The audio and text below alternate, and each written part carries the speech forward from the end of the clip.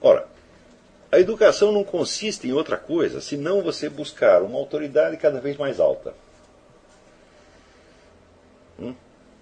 que vá te livrando de todos os poderes que estão pesando sobre você no momento. O que limita as suas possibilidades de educação? Às vezes a sua falta de imaginação de poder conceber que para cima da autoridade na qual você confia no momento existe outra maior. Estão entendendo?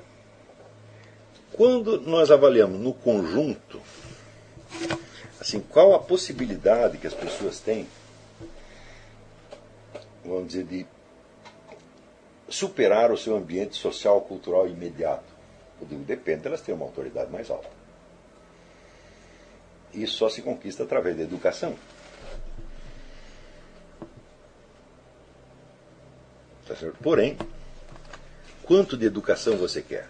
De qual educação você quer?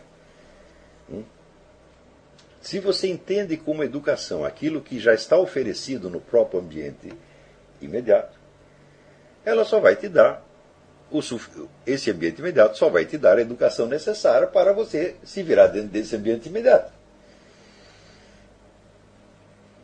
Está entendendo? Quer dizer que o processo de autoeducação depende de você usar um pouco de imaginação e conceber uma dimensão mais alta, mais alta, mais alta, mais alta, mais alta, até você chegar num limite do qual não dá para passar. Por exemplo, atualmente eu fico espantado, às vezes chego a ficar aterrorizado com isso quando eu leio opiniões de intelectuais, né, de professores, de escritores, etc., etc., e vejo a quase impossibilidade que essas pessoas têm de subir acima da opinião dos seus pares, do seu grupo profissional, do seu grupo de referência. Eu digo, mas eles estudaram tanto, são PhDs, não sei o quê, e, por exemplo, eles acreditam que existe um negócio chamado comunidade científica. E tem terror de dizer alguma coisa que esta comunidade científica não aceite, porque tem terror de ser expostos ao ridículo, de ser boicotados nos seus empregos, etc., etc. Então, todo esse estudo serviu aqui para torná-los escravos. Porque se você falar comunidade científica, meu filho, você está se referindo à comunidade científica existente hoje? Não a comunidade científica, a comunidade dos sábios, tomada ao longo de toda a sua história. Então, vou dar o meu exemplo pessoal. Como é que funciona isso? Eu também tenho a minha comunidade científica, que são aquelas pessoas cuja opinião eu respeito e que eu tremeria nos alicerces, né, se eles desaprovassem totalmente o que eu estou fazendo. Não. A minha comunidade científica é constituída assim, de Platão, Aristóteles, Santo Tomás de Aquino, Leibniz, Schelling, esses caras. Eu, quando estou pensando em algum negócio, eu sempre pergunto, mas o que eles diriam? Eu comecei a fazer isso porque eu li uma vez no Santo Tomás de Aquino uma recomendação. Tem sempre diante de ti o olhar dos sábios. Eu falei, agora eu sei qual é a comunidade científica que a gente tem que obedecer. Você pega os maiores dos maiores dos maiores e pergunta somente para eles. Não vai perguntar para o professor da USP. Não vai perguntar para... não vai perguntar para Harvard. Por quê? Porque todas as comunidades científicas de hoje são apenas de hoje, são apenas um momento da história da opinião. Essa opinião já variou 1000 vezes ao longo dos tempos. Tá entendendo? Então por que eu devo tomar como dogma uma coisa que os caras estão apenas dizendo hoje e que amanhã eles podem mudar de ideia? Se eu quero me tornar um sujeito realmente um homem de cultura, um letrado, um intelectual, eu tenho de tomar como meu horizonte máximo o horizonte máximo da humanidade. Ou seja, os maiores sábios de todos os tempos. E a esses que eu tenho de perguntar.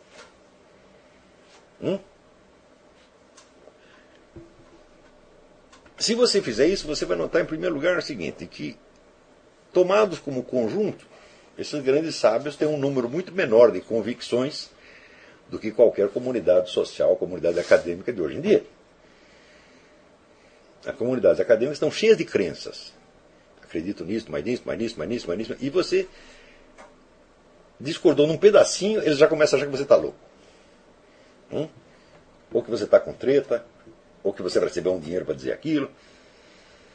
Tá certo? Agora, se você leva a mesma questão, fala, mas peraí.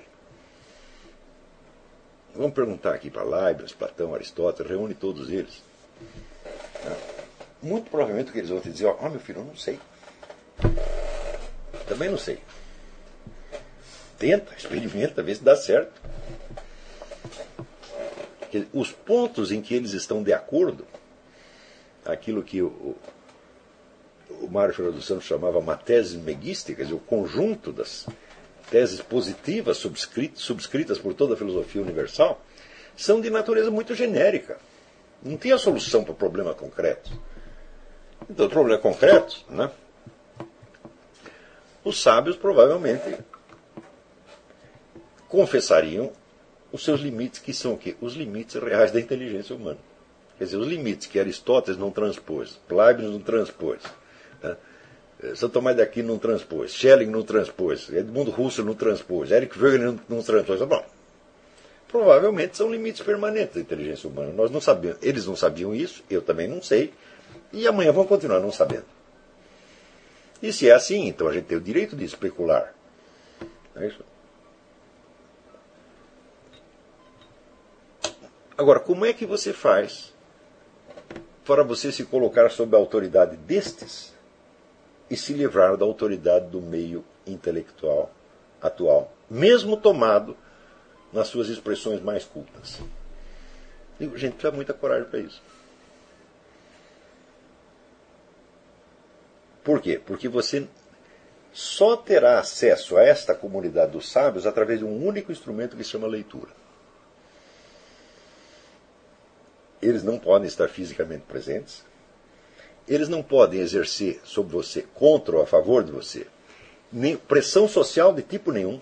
Eles não podem te dar um emprego ou tomar um emprego. Eles não podem aumentar seu salário nem diminuí-lo.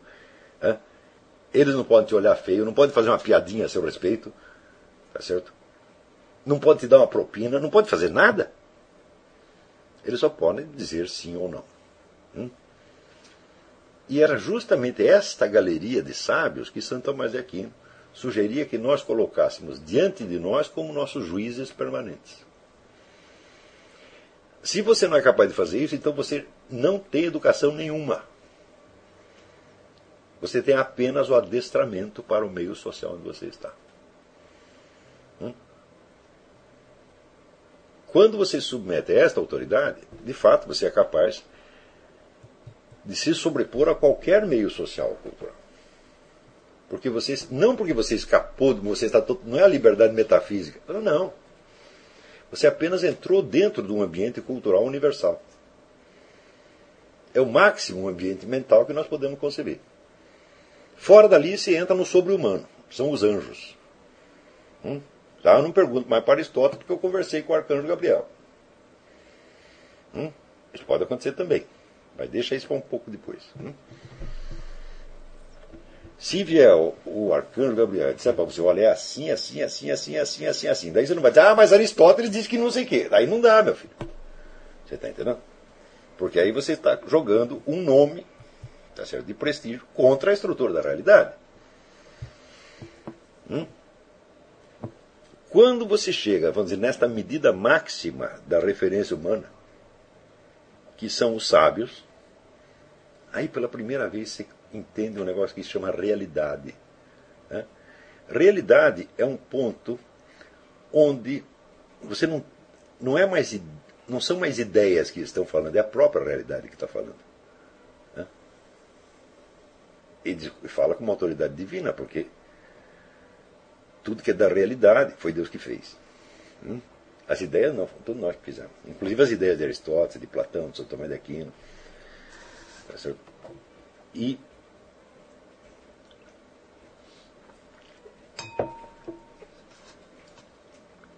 quando você entra já numa esfera, vamos dizer, de autoridade profética, aí já não se trata mais de uma ideia, de uma opinião, de uma doutrina. O verbo, a palavra profeta vem do verbo grego profero, quer dizer mandar acontecer, fazer, produzir. Então, essa é a característica do verbo divino. O verbo divino não faz teoria, ele manda acontecer. Então, quer dizer, é a própria realidade que está te falando. Claro, isso é uma dimensão maravilhosa. E ali, vamos dizer, acaba a dúvida. Não tem mais dúvida. Porque se a própria realidade falou, acabou. Não há mais nada o que dizer. Tá certo?